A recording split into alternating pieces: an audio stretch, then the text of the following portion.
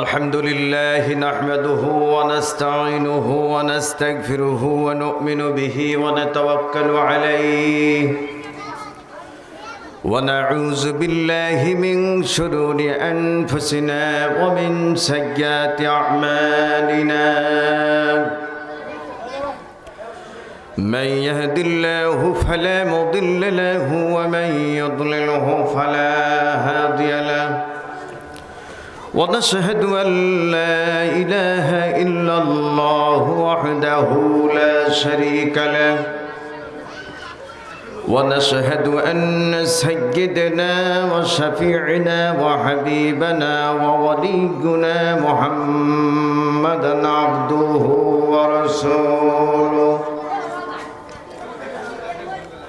الذي أرسله بالحق بشيرا ونذيرا وداعيا إلى الله بإذنه وسراجا وقمرا منيرا فقد قال الله تبارك وتعالى في الكلام المجيد وفرقانه الحميد أعوذ بالله من الشيطان الرجيم بسم الله الرحمن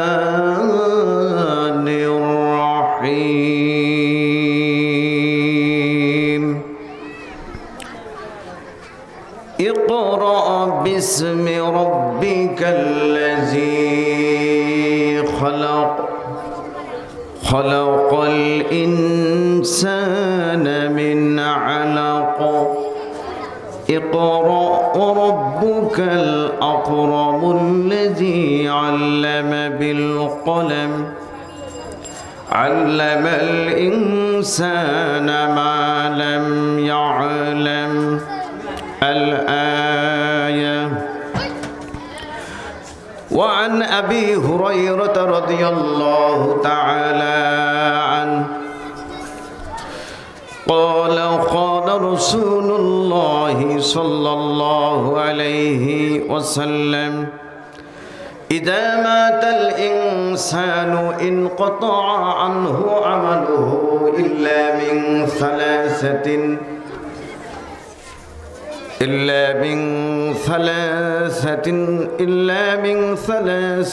صدقة جارية أو علم ينتفع به أو ولد صالح يدعو له رواه المسلم إن الله وملائكته يصلون على النبي يا أيها الذين آمنوا صلوا عليه وسلموا تسليما كثيرا درشد اللهم صل على محمد وعلى آل محمد كما صليت على إبراهيم وعلى آل إبراهيم إنك حميد مجيد اللهم بارك على محمد وعلى آل محمد كما باركت على إبراهيم وعلى آل إبراهيم إنك حميد مجيد بلغ العلا بكماله كشف الدجى بجماله حسنت جميع خصاله صلوا عليه وآله شد وجودش رحمة للعالمين مسجد شد همائر زمین زبان খুলে বলুন বালাগাল উলা জোরে বলুন বালাগাল উলা বিকামালিহি কাশফাত দুজা বিজামালিহি হাসনাত জামিউ খিসালিহি সাল্লু আলাইহি ওয়া আলিহি আমার জীবন আমার মরণ আমার জিন্দেগি আমার জীবন আমার মরণ আমার জিন্দেগি ইয়া ইলাহি ইয়া ইলাহি কবুল করো আমার বন্দেগি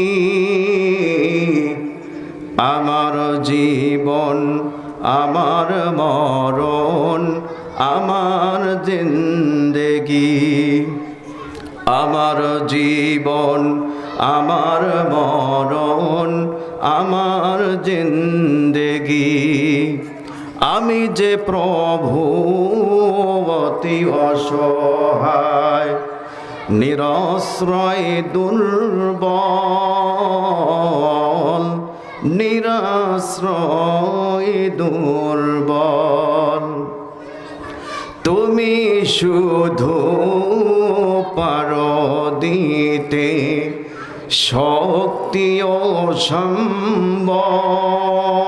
সম্বল শক্তি ও সম্বল তাই দয়াময় করো আমায় দিনের অনুরাগী আমার জীবন আমার মরণ আমার বন্দেগি আমার জীবন আমার মরণ আমার বন্দেগি ইয়া ইলাহি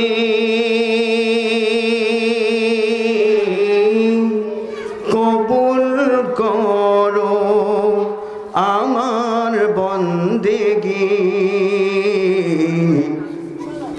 আমার জীবন আমার মরণ আমার বন্দেগি আমার জীবন আমার মরণ আমার জিন্দেগি ইয়া ইলাহি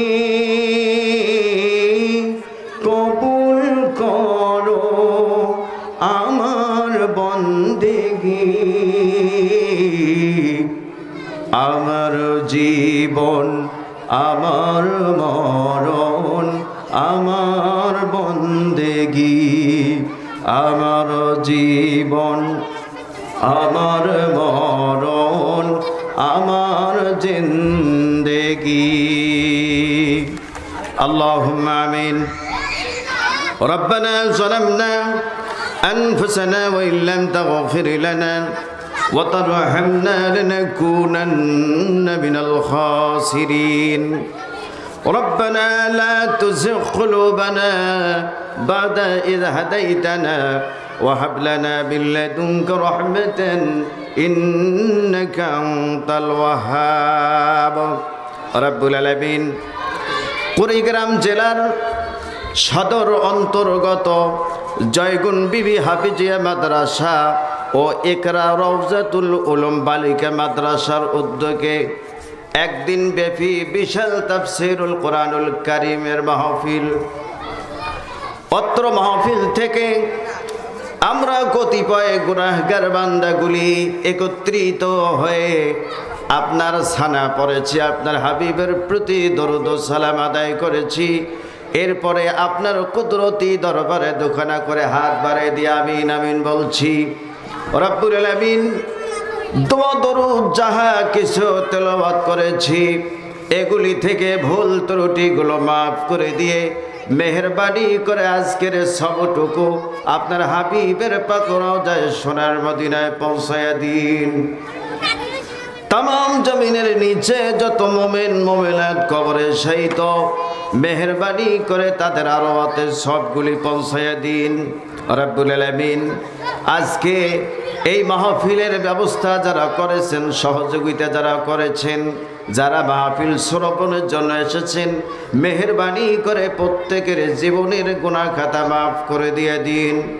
কিয়ামতের কঠিন মুসিবতের দিন, যেদিন নিজের সন্তানেরা আপন পিতামাতাকে চিনবে না আর পিতামাতা সন্তানদেরকে চিনবে না জাহান্নামের ভয়াবহতা দেখে, সেই দিন আমাদের আজকের এই মাহফিলটাকে ওসিলা করে রব্বুল আলামিন নাজাতের ওসিলা কেবলমাত্র আমাদের জন্য বানিয়ে দিন। তাকাব্বাল মিন্না ইন্নাকা আনতাস সামিউল আলিম ওয়া তুব আলাইনা ইয়া মাওলানা ইন্নাকা আনতাত তাওয়াবুর রহিম। سبحان ربك رب العزة عما يصفون وسلام على المرسلين والحمد لله رب العالمين।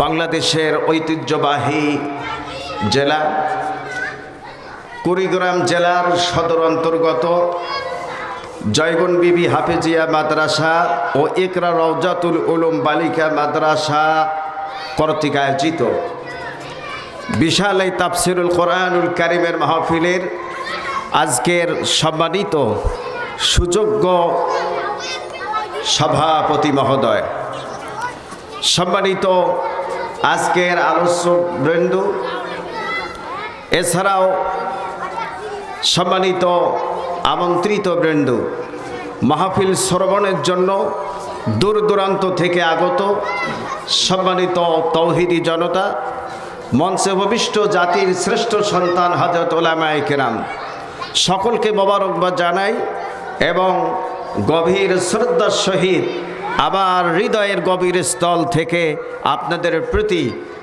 সালাম জ্ঞাপন করছি। আসসালামু আলাইকুম ওয়া রাহমাতুল্লাহি ওয়া বারাকাতুহু। আপনারা খুশি না বেজার? আলহামদুলিল্লাহ। সালাম দেয়া আর নেয়া, সালাম দেওয়া সুন্নত, সালামের জবাব দেওয়া ওয়াজিব, আমরা কিন্তু প্রত্যেকেই জানি। কি বলেন ভাই, ঠিক কিনা?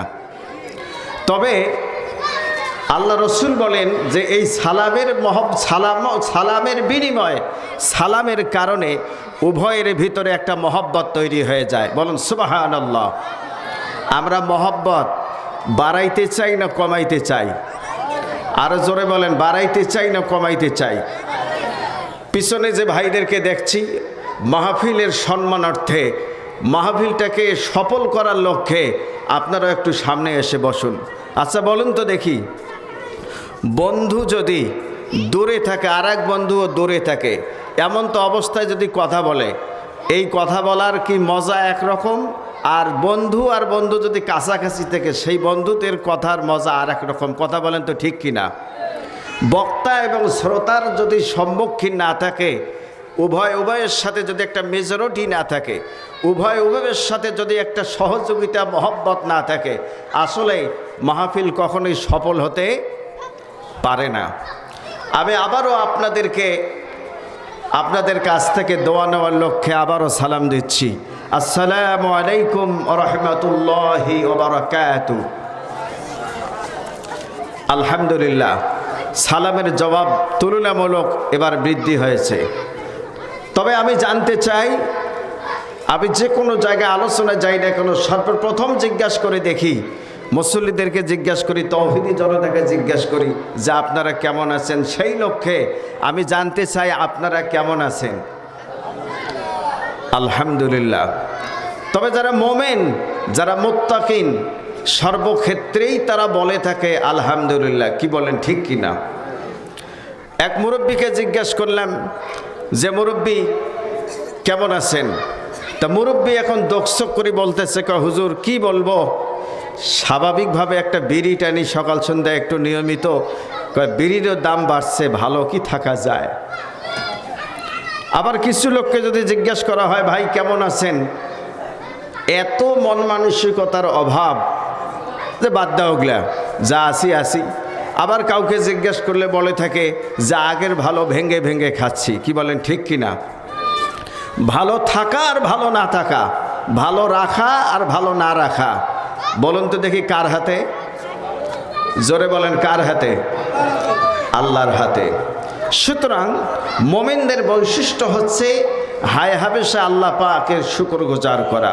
কি বলেন ঠিক কিনা? আল্লাহ পাকের দরবারে শুকরিয়া তো আদায় করছি যে আল্লাহ পাক আমাদেরকে দুনিয়াবি সমস্ত কাজকর্ম থেকে বিরত রেখে কোরআন শোনার জন্য সুযোগ করে দিয়েছেন। এই মুহূর্তে যদি আমরা লক্ষ্য করে দেখি, কুড়িগ্রাম জেলার সদরের বিভিন্ন হসপিটাল ক্লিনিকগুলোর দিকে একটু যদি তাকিয়ে দেখি, কত কোয়ালিটির পেশেন্ট পাওয়া যাবে। অসুস্থতার কারণে তারা হসপিটালের বেডে কাতরাচ্ছে। বাবারে, মা রে, ভাই রে, বোন রে, জীবন চলে যায়, আমি আর বাঁচব না, বাঁচার সম্ভাবনা নাই, এইভাবে চিল্লাচিল্লি করতেছে। কি বলেন ঠিক কিনা? কিন্তু আল্লাহ রব্বুল আলামিন আমাকে এবং আপনাদেরকে সুস্থ রেখেছেন।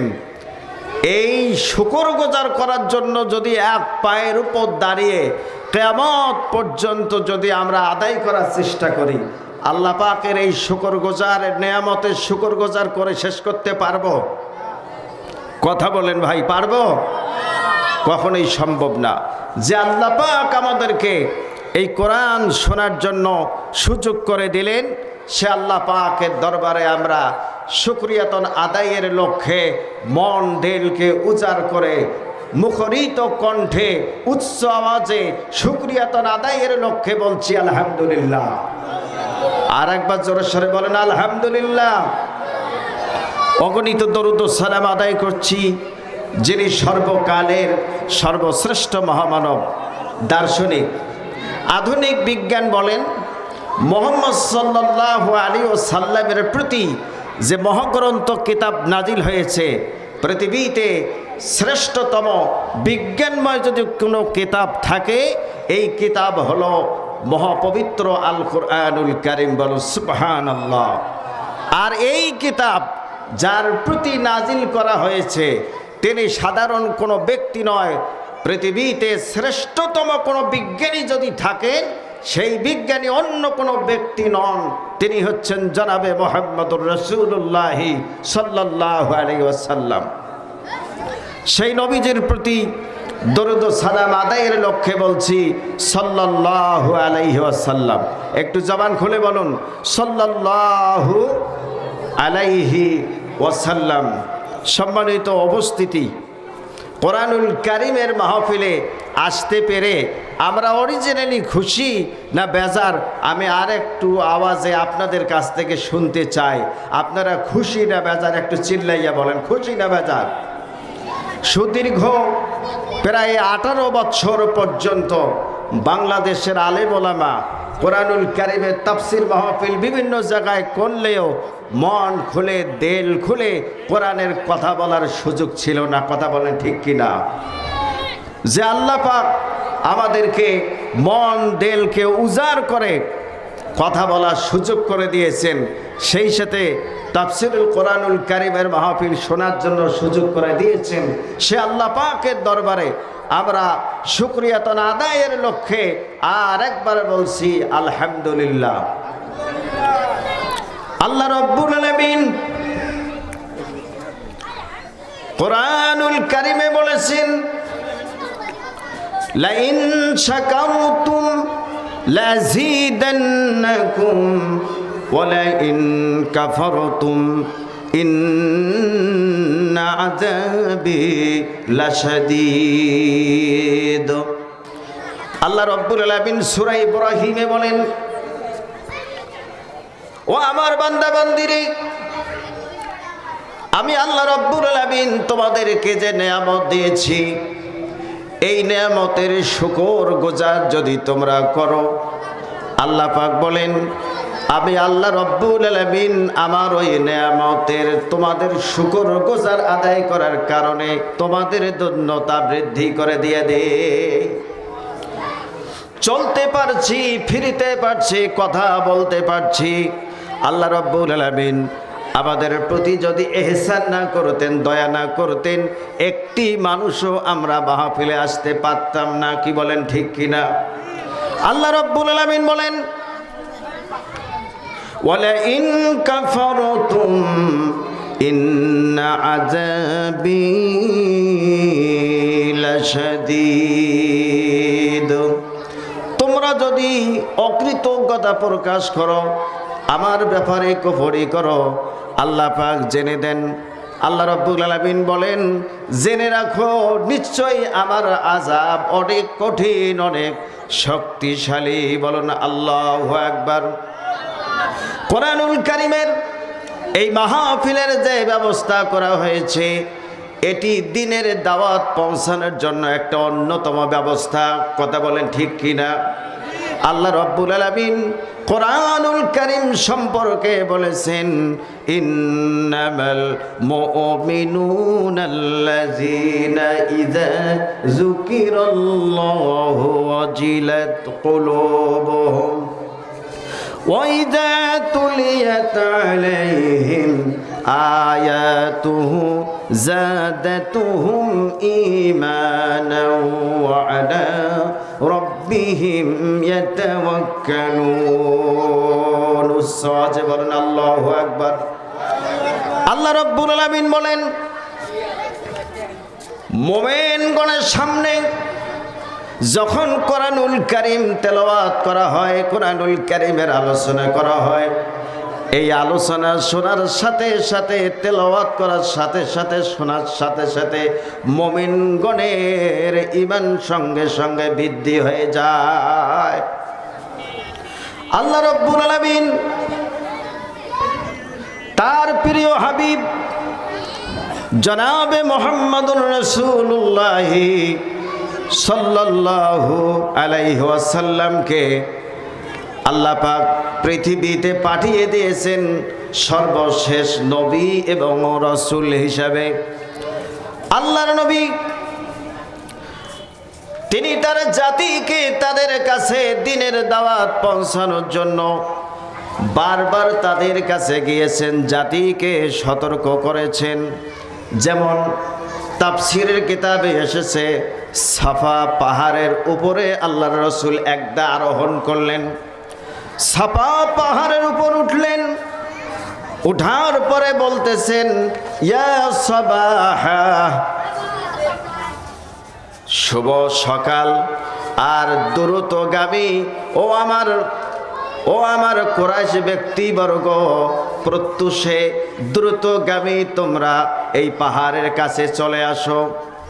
আল্লাহর নবীজি এই সাফা পাহাড়ের উপর উঠে কুরাইশদেরকে যখন ডাক দিলেন, নিশ্চয়ই সঙ্গে সঙ্গে কুরাইশের ব্যক্তিবর্গ তারা আল্লাহর রাসূলের কথা শুনে, আওয়াজ শুনে কাছাকাছি হয়ে গেল। সেই সাফা পাহাড়ের কাছে এলো। আল্লাহর রাসূল তখন তাদেরকে উদ্দেশ্য করে বললেন, ও আমার কুরাইশবাসী, ফাইন্নী নাযীরুল লাকুম বাইনা ইয়াদাই আযাবিন শাদীদ। কুরাইশবাসী রে, আমি তোমাদেরকে এজন্য ডাকলাম, সেটি হলো ওই পাহাড়ের অপর দিকে তোমাদেরকে হামলা করার জন্য কিছু সংখ্যক ব্যক্তিবর্গ অপেক্ষা করছে। তোমরা কি বিশ্বাস করবে কি করবে না?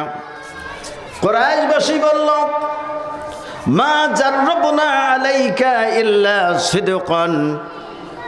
মুহাম্মদ সাল্লাল্লাহু আলাইহি ওয়াসাল্লাম, আপনার কাছে এ পর্যন্ত যত সংবাদ পেয়েছি, যত তথ্য পেয়েছি, যত খবর পেয়েছি, একটি খবরও কোনো মিথ্যা ছিল না, প্রত্যেকটি সংবাদেই সত্য ছিল। বলুন সুবহানাল্লাহ। আল্লাহর নবীজি বললেন, বুখারীতে এসেছে 4770 নং হাদিস এসেছে, ফাইন্নী নাযীরুল লাকুম বাইনা ইয়াদাই আযাবিন শাদীদ।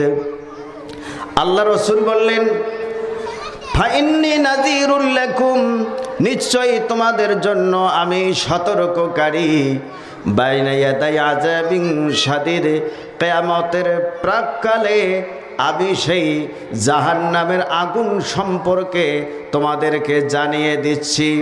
উনকিজু ইয়া মাশারাল কুরাইশ, হে কুরাইশ জাতি, তোমরা জাহান্নাম থেকে নিজেকে রক্ষা করো, নিজেকে রক্ষা করো। কেননা কিয়ামত দিবসে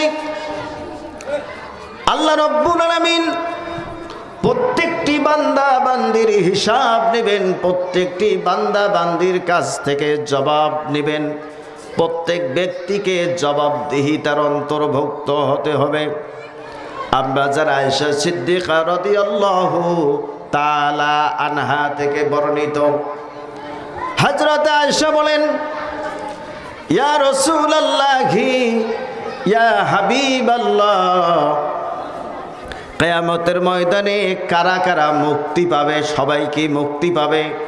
আল্লাহ রাসূল বললেন, মান হুসিবা উযিবা, ও আয়েশা জেনে রাখো, কিয়ামতের কঠিন মুসিবতের দিন যার কাছ থেকে হিসাব চাওয়া হবে সেই কেবলমাত্র বিপদে পড়বে। বলুন আল্লাহু আকবার। আল্লাহ রাব্বুল আলামিন তার এই প্রিয় হাবিবকে পৃথিবীতে পাঠিয়ে দিলেন। পাঠিয়ে দেওয়ার পরে আল্লাহ রাব্বুল আলামিন তার প্রিয় হাবিবের প্রতি এই মহাগ্রন্থ আল কোরআনুল কারীম নাজিল করলেন। আল কোরআনুল কারীম নাজিল করে জাতিকে বুঝাই দিলেন, জাতির কাছে দাওয়াত পৌঁছে দিলেন।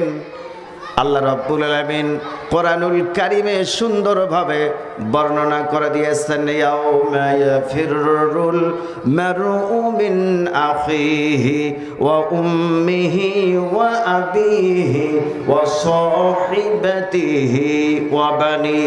জবান খুলে বলেন আল্লাহু আকবার। আরো জোরে বলেন আল্লাহু আকবার। এই জবান দিয়েছে কে? চিৎকার করে বলুন। ব্যয় করতে হবে কার পথে? তাহলে এই জবান কিয়ামত দিবসে সাক্ষী দিবে রব্বুল আলামিন আমি কোরআনের পক্ষে ছিলাম, কোরআনের স্লোগান দিয়েছিলাম, আলেমের পক্ষে ছিলাম, আপনার বিধানের পক্ষে ছিলাম। আল্লাহ রব্বুল আলামিন এই ইজ্জতে আশা করা যায় মুমিনদেরকে মাফ করে দিবে। আল্লাহ রব্বুল আলামিন কোরআনুল কারীমে বলেন, ইয়াউমা ইয়াফিরুল মারউ মিন আখিহি, সেই দিন তার ভাই পালায়ন করবে। অর্থাৎ এক ব্যক্তি আর এক ব্যক্তিকে দেখে, এক ভাই আর এক ভাইকে দেখে পালায়ন করবে। পিতা সন্তানাদিদের দেখে পালায়ন করবে, আর ছেলে মেয়েরা পিতা মাতাকে দেখে পালায়ন করবে। ওই দিন এমন একটি ভয়াবহতার দিন, নেক আমল ছাড়া, আল্লাহ আল্লাহ এবং আল্লাহর রসুলকে খুশি করা ছাড়া কশ্চিনকালেও কোনো মানুষ মুক্তি পাবে না। কথা বলেন ঠিক কিনা? কোরআনুল কারীম যে শ্রেষ্ঠ বিজ্ঞানময় কিতাব, এটি আজকের কোনো কিতাব নয়, নতুন কোনো কথা নয়। কোরআনুল কারীম এক বিজ্ঞানময় কিতাব। আল্লাহ রাব্বুল আলামিন কোরআনুল কারীমে সুন্দরভাবে বর্ণনা করে দিলেন যে কিয়ামত দিবসে কেউ কারো আপন হবে না। আপন ব্যক্তিরা আপন ব্যক্তিদেরকে দেখে তারা দূরবর্তী হয়ে যাবে, পালায়ন করবে। কোভিড-19, এই কোভিড-19 যখন এলো, মানুষের ভিতরে এমনভাবে আমাদেরকে আঘাত করলো। এই কোভিড-19 পৃথিবীর রাষ্ট্রগুলোর মধ্য থেকে প্রথমে চীনে ধরা পড়ল, এরপরে পর্যায়ক্রমে 2020 সনে বাংলাদেশে আঘাত হানলো। এই কোভিড-19 যখন এলো, কোভিড-19-এর কারণে পৃথিবীর থেকে অগণিত মানুষ বিদায় নিয়েছে। কথা বলেন ঠিক কিনা? আমরা লক্ষ্য করে দেখেছি, সাধারণ মানুষ, সাধারণ ব্যক্তিবর্গ, নামাজি ব্যক্তিবর্গ লক্ষ্য করলে দেখা যাবে নামাজি ব্যক্তিবর্গ এছাড়া মোমেন মুসলমান যারা দুনিয়ার থেকে বিদায় নিয়েছে কোভিড-19-এ, এদের সংখ্যা বেশি না কাফের মুশরিকদের সংখ্যা বেশি? কথা বলেন। কাফের মুশরিকদের সংখ্যা ছিল বেশি। আল্লাহ রাব্বুল আলামিন এই কোভিড-19-এ তাম পৃথিবী জুড়ে এমন একটি ভাইরাস ছড়াই দিলেন, vital information resource under size, এটি হচ্ছে ভাইরাস। এই ভাইরাস এমনভাবে জাতির কাছে পৌঁছায় দিলেন, মানুষ এমনভাবে মৃত্যুকে ভয় করা শুরু করে দিল, ভাইরাসকে ভয় করা শুরু করে দিল। এমন একটি অবস্থায় পতিত হলো, মানুষ ঘর থেকে বেরাও বন্ধ করে দিল, মসজিদে মুসল্লির উপস্থিতি কম। কথা বলেন ঠিক কিনা? এমন তো অবস্থায় তাম পৃথিবীর সায়েন্টিফিকগণ, মেডিকেল সায়েন্স তারা সিদ্ধান্ত নিল এই ভাইরাস থেকে জাতিকে যদি মুক্তি পেতে হয়, উদ্ধার হতে হয়, জাতিকে যদি মুক্তি পেতে হয়, নিশ্চয়ই এর কোনো বিকল্প ব্যবস্থা তৈরি করতে হবে। তাম পৃথিবীর বিজ্ঞানীরা এর প্রতিষেধক হিসাবে গবেষণা করে দেখলো এই ভাইরাস থেকে জাতিকে কি করে মুক্তি দেওয়া যায়। তারা গবেষণা করে পেল জাতিকে মাস্ক পরতে হবে, মাস্ক পরলে এই অসুখ থেকে নিরাপদ থাকতে হবে। আবার লক্ষ্য করে দেখছি অনেকে নিয়মিত মাস্ক পরার কারণেও মাস্ক ঠিকই পরেছিল, কিন্তু মৃত্যুর হাত থেকে রেহাই পায়নি। কথা বলেন ঠিক কিনা? কেউ বলেছে এটি চায়না থেকে আবিষ্কার হয়েছে, কেউ বলছে রোম থেকে আবিষ্কার হয়েছে, বাদুরের ছোপ থেকে, ইঁদুরের ছোপ থেকে। এভাবে এই ভাইরাস পৃথিবীতে ছড়িয়ে পড়েছে, কিন্তু জ্ঞানী গুণীগণ, বিবেকবান ব্যক্তিবর্গ তারা বলেছে যে আসলে এই ভাইরাসের কোনো পাওয়ার নেই। আল্লাহ রাব্বুল আলামিন মূলত জাতিকে সতর্ক করার জন্য এই ভাইরাস দিয়েছেন। কথা বলেন ঠিক কিনা? কেউ কেউ বলল এই ভাইরাসের কারণে মুসাফা করা যাবে না, ঈদের নামাজে কোলাকুলি করা যাবে না, একজন মুমিন আর একজন মুমিনের সাথে কোলাকুলি করতে পারবে না। ওই বছরে ঈদের সময় দেখেছি কেউ কারোর সাথে মুসাফা করে না, কোলাকুলি করে না। তাদের বিশ্বাস হলো এই ভাইরাস মুসাফার মাধ্যমে একজনের শরীর থেকে আরেকজনের শরীরে যাবে, কোলাকুলি করার মাধ্যমে একজনের শরীর থেকে অপরজনের শরীরে যাবে। এটা ছিল তাদের ধারণা, এটা ছিল তাদের ধারণা, থিওরি, গবেষণা। আমার স্বাভাবিক দৃষ্টিতে মনে হলো মুসাফার করার কারণে যদি করোনা ভাইরাস লাগে, তাহলে বাংলাদেশের মোমেন মুসলমান আলেম ওলামা যারা একজনকে দেখে সালাম দিয়ে মুসাফা করি, নিশ্চয়ই যে কয়টা আলেম আছে বা সব কয়টায় মারা যাবে। আলেম কি মারা গেছে ওইভাবে? কথা বলেন। মুসলমান কি মারা গেছে ওইভাবে? কথা বলেন। তার মানে মুসাফা কোলাকুলির মাধ্যমে ভাইরাস ছড়ায়নি, কিন্তু প্রকৃতপক্ষে আল্লাহ রাব্বুল আলামিন জাতিকে সজাগ করার জন্য আল্লাহ পাক তামাম বিশ্বে এই ভাইরাস ছড়িয়ে দিয়ে তাদেরকে সতর্ক করে দিয়েছেন। কথা বলেন ঠিক কিনা? আল্লাহ রাব্বুল আলামিন এই ভাইরাস যখন দিয়ে দিলেন, বিজ্ঞানীরা গবেষণা করে দেখলো জাতিকে এই ভাইরাস থেকে মুক্ত হতে হলে, মুক্তি পেতে হলে, তাহলে কাজ করতে হবে, মাস্ক পরতে হবে। এরপরে দ্বিতীয় কাজ হলো স্যানিটাইজেশন, অর্থাৎ জীবাণুনাশক লিকুইড দিয়ে কমপক্ষে 20 সেকেন্ড হাত ধুতে হবে। কথা বলেন ঠিক কিনা? ওই সময় এমন দেখছি রাস্তায় মোড়ে মোড়ে হাত ধোয়ার কলের ব্যবস্থা রয়েছে, এরপরে টেপের ব্যবস্থা রয়েছে, স্কুলে ব্যবস্থা, মাদ্রাসায় ব্যবস্থা, মসজিদে ব্যবস্থা, সব জায়গায় ব্যবস্থা। বারবার জাতি হাত ধোবে। কথা বলেন ঠিক কিনা? আল্লাহ রাব্বুল আলামিন আজ থেকে 1450 বৎসর পূর্বে জাতিকে সতর্ক করে দিলেন।